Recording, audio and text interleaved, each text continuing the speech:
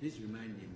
Mr. Matthew Adabuga, you have come to this commission in order for Mr. Riad Hosaife to cross-examine you. But the other time before you gave evidence, you swore, for that matter, you are reminded of your former oath. Allah witness reminded of his former oath. All right. Thank you. Speaker, Mr. Hosaife, you may put your questions now. Thank you. Thank you, sir. Thank you, sir. Mr. Adabuga, you know me? Yes. Do you What, also know me? what is my name? You are called Riad. Riad. Yeah. What is my second name? Hosaife. Hosaife, that's fine. You stated to the commission here that I, Riad, have been taking you around to show you some Asians. Yes. Can you tell me what you mean by Asians? Who are Asians? When I'm talking about Asians, I mean Lebanese, Syrians, I mean Indians, and so on and so forth. Lebanese Syrians. Yeah. Okay. So this is what you think Asians are. They are Lebanese and Syrians. Not only that, but part of them. I mean, they come from Asia. Don't you know, they mean Asia. I would like to ask you, you stated in your testimony to the commission one name, Wallace Bedema. Who is that? It was the chief operation officer. What is his rank? Major. Major. Isn't it normally a soldier, when addressing an officer or calling an officer names, he calls his rank? Can we go to the point, please? This is the point. I mean, why didn't you use the major's rank? Just call him Wallace Bedema. That's not important. It's very important because I believe you were in the armed forces, which taught you discipline. Mr. Riad. Yes, sir. I'll have to point out to you that you have 30 minutes for your cross-examination. Yes, sir. Yes, so please try and use it usefully so you don't complain later on you didn't have enough time. Thank you, Mr. Chairman. All right, carry on. 30 minutes. 10:30, you have to stop.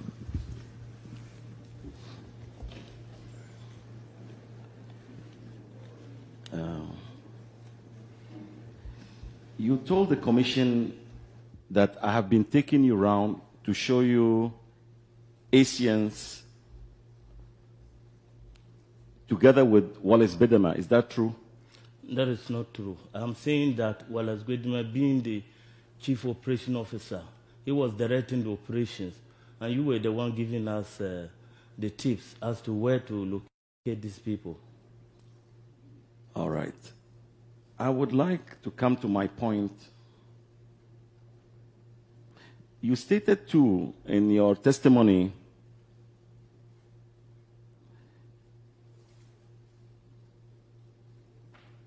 you said he would go and point the houses of those people who were hoarding these gold and diamonds. Is that correct? Yes. Fair enough. If those people, they were hoarding gold and diamond, why should you tell this commission that Wallace Bedema and myself, we had to go to Bank of Ghana to get some samples? What I'm saying is that hoarding in this sense means they were dealing in illegal trading. That's what I mean. And to be able to buy it from them, you need a front man who will pose as somebody who is selling this gold and diamond. And in the process, we pounce on them and then search their houses. Is that not correct? Answer your question. I don't know what you're talking about. Anyway, when it's my turn, I'll speak for myself, please. You see, it doesn't make sense to me when you are saying that you bounce on them and you search them and you find gold. So what is the use of getting gold and diamonds from Bank of Ghana to set a trap for them? Well, I don't see any sense in that. We need an exhibit because some of the people you told us to go and search their houses, we found out that you had a bone to pick with them and that they were not having anything like gold or diamond. So in order to be able to ascertain the fact, we have to post a front man, and in the process, we know that this is exactly the trade they are dealing in. Have I answered you? Adabuga, how many people would you allege or claim that I took you to? How many? Well, they are numerous because... Give me a number, minus, plus, any figure. Can you give me? Maybe 10 or more. But, 10 or more? Yes. Please, could you name me 2? The first one was the Iranian brothers. Who? Iranian brothers. Do you Iranian remember? brothers? Yes. Who sent us there? Do you remember? Even we seized the Nizam patrol. Do you remember we seized the Nizam patrol? Am I right? Do you know John Assi? Do you know Askar Jamel? I'm asking you a Do question. you know Farah? You say I should name some. I'm naming more than 2. John Assi? Yeah. And Irani brothers? Farah. You know one man called Farah? No. Do you know one man called Askar Jamel? No. You don't know? No. Okay.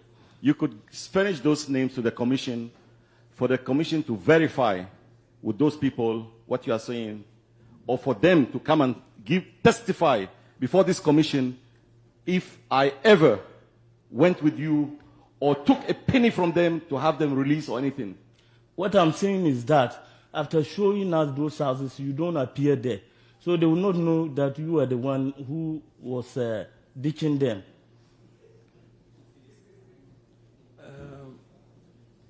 Adabuga,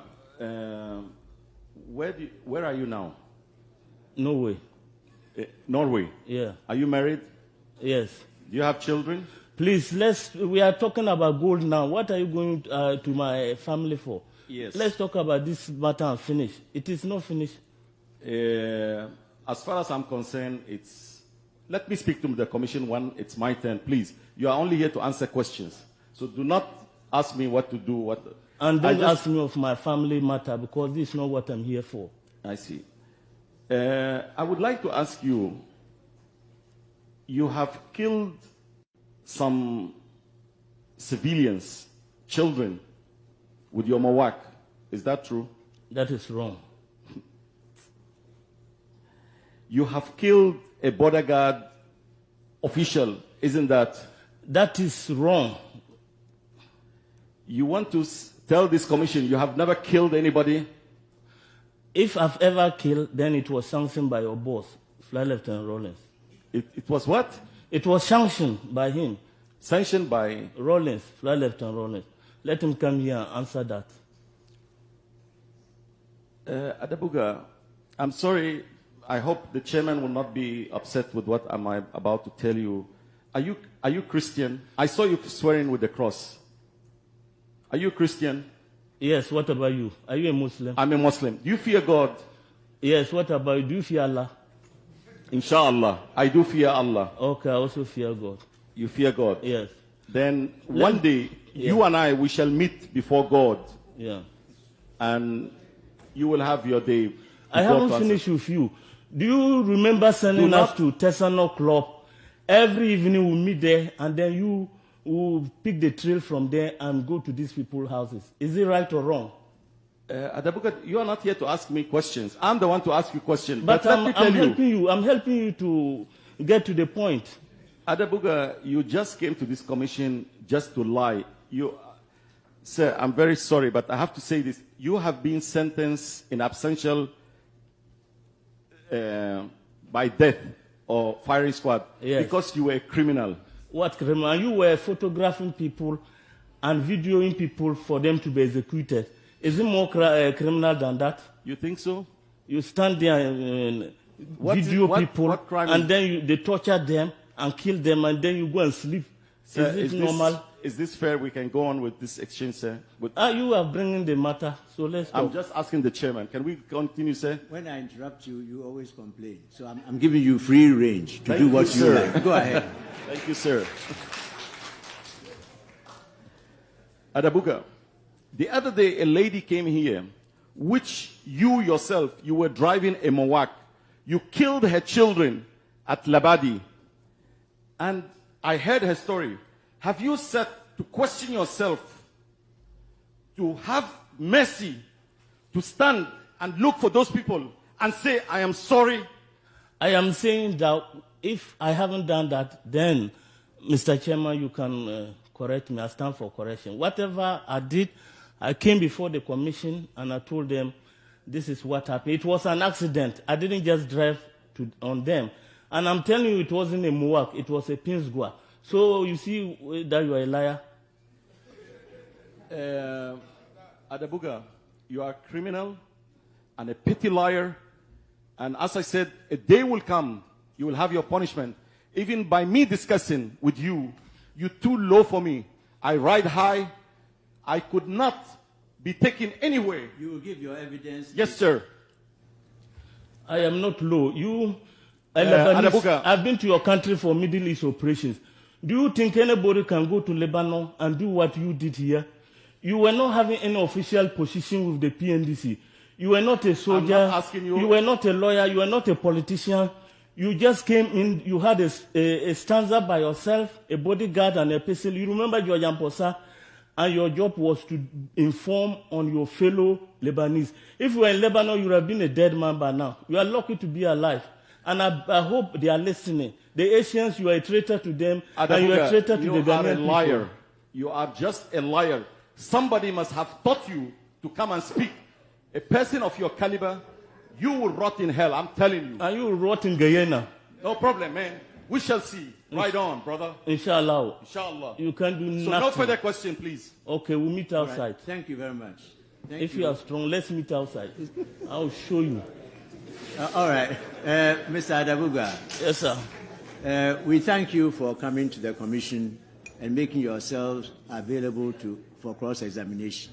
Thank you, We sir. know that you came at your own expense, and Yes, sir. I'm happy that you were able to come. If you hadn't come, all sorts of things would have been said, that you were running away, that all your evidence was false, but at least you've come, and if I may say so, you've acquitted yourself very well under cross-examination. Thank you, We sir. thank you for coming. Thank you, my Lord. Thank you. Yes, Mr. Hosaife, do you wish to give evidence? Yes, sir. Yes. Get in. Yes. Bring him his favorite chair, please. He has his own chair. Bring it.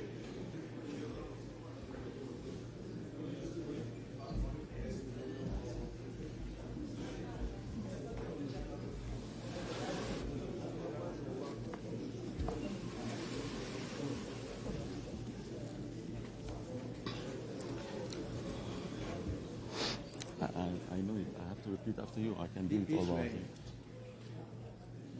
Will you go by the Quran? Yes, please. Then stand. Please after me. I I, Your- Riad Hosaife, swear by the Almighty God swear by the Almighty God that the evidence that the evidence I shall give I shall give before this commission before this commission shall be the truth, shall be the truth, the whole truth, the whole truth, nothing but the truth. nothing but the truth, so help me God. Well, Lord, that's okay in English. Yes. Please try and confine yourself to the allegations made against you by Mr. Adabuga. Yes, sir. You've been here several times, and Yes, you give sir. evidence about other aspects. Yes, sir. All right. Thank you. Counsel, please go on. Give your full name to the commission. Riad Hosaife. What work do you do now? I'm unemployed, sir. Where do you live? Airport residentials. You heard the evidence of Ms. Corporal Adabuga. What is your response to that? My response, first of all, Please, with all respect to this please, you don't commission. have to read Pardon? anything. You don't have to read. You I'm can, not reading, sir. because you are holding the book. Oh, I'm That's- sorry. I'm sorry, sir. I'm not Okay, reading. So give your response Yes, to sir. the commissioners. This gentleman, there is some document with me here. He was sentenced to death because his activities, his criminal activities, he has killed innocent people. Proceedings, please hand it over to our people to check on it. The proceedings, you say, where he was sentenced. We already know about it, but still, let's have a look at it. Please hand it over to this gentleman who's by you to show it to the lawyer. Please see whether it's certified, Mr. Mingle. Check whether it's certified.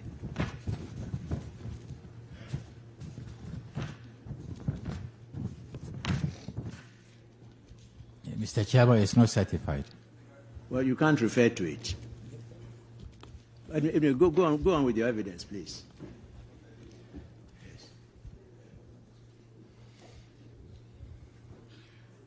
Mr. Chairman, my only interest of coming to this commission, this is my 6th trip to this commission, is to enlighten or to tell the truth to this commission for the people of Ghana to hear the truth. This is why I always plead for ample of time or for a chance for me to explain what took place. A person like this character, sir, as you can see, his action tells for itself. He's out of the country. He has run away. And the commission knows about his sentence, sir. He was given amnesty. It breaks my heart to know such a character to be given amnesty for his victims to have seen him in town here. It breaks my heart for them. I've been always in Ghana. I haven't left Ghana. I have nothing to be ashamed of. Mr. Riad, I thought you were going to respond to the specific allegation made against you about the Lebanese. Yes, sir. First of all, okay, sir. You can see from his evidence, he doesn't know Asians from Lebanese. And I would like this commission to contact those names he mentioned, and I dare him, and I stand by if one would come forward and testify to this person, my Lord. I have not, all what he said, it's a lie, it's false. I have not done so. I would not have done so. It is against my principle. It is against the trust from my fellow friends who entrusted me, who were working with me in this revolution. I would not let them down. Such characters, they are way below me, sir. And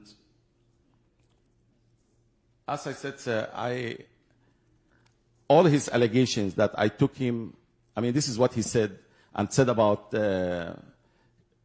I believe he was Major Wallace Bedema. It's all false lies. This commission could check with the Bank of Ghana if ever we took any samples as he claims. It could be verified. I deny all his charges as lies, fabrication, and he was coached to have come to say what he said.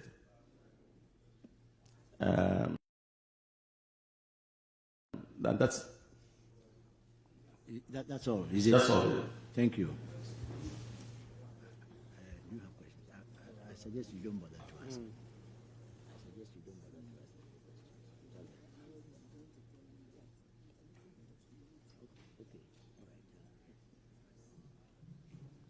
to ask. Riad, I think you've been very helpful coming here. You said this is the 6th time. Yes, madam. Yeah. I have no question for you, but I think a little bit of humility helps. Nobody is below anybody. God created us all in his own image. And if you think you are so superior, I think the best thing is to show that you are humble enough not to look down on other people. That's just a little advice for you. Thank you very much for your kind words, madam. I am a humble person. My religion asks of me to be humble, and I do, but I cannot be humble to a person who is dripping with blood. Madam, that's my problem.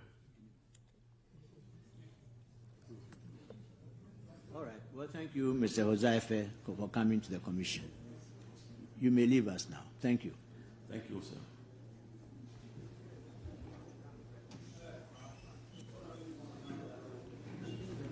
All right, please call number 2 on the list. Number 2, please.